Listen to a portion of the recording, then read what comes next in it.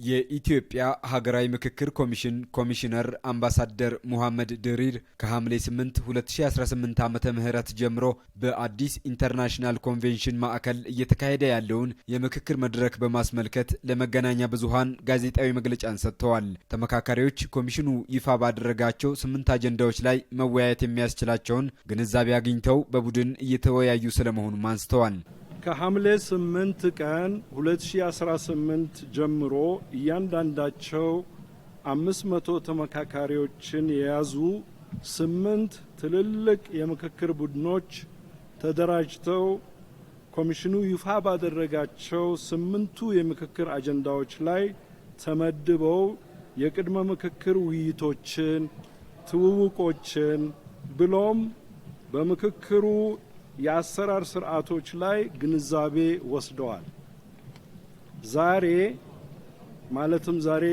ሐምሌ 13 ላይ ሆነን ተመካካሪዎች በንዑስ ቡድኖች በመከፋፈል በተመደቡበት አጀንዳ ላይ መመካከር ጀምረዋል። 50 ተመካካሪዎችን የያዙ 80 አነስተኛ ቡድኖች ተዋቅረው እየመከሩ ስለመሆኑም አምባሳደር ሙሐመድ አስታውቀዋል።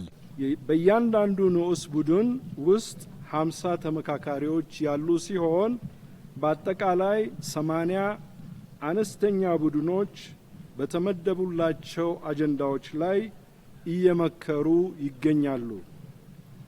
በአንድ አጀንዳ ላይ እንዲመካከር የተመደበ አብይ የሥራ ቡድን ይህ ማለት 500 ተመካካሪዎችን የያዘ በስሩ 10 የሚሆኑ ንዑስ ቡድኖችን እያንዳንዳቸው 50 ተመካካሪዎች የያዙ በስሩ አዋቅረዋል።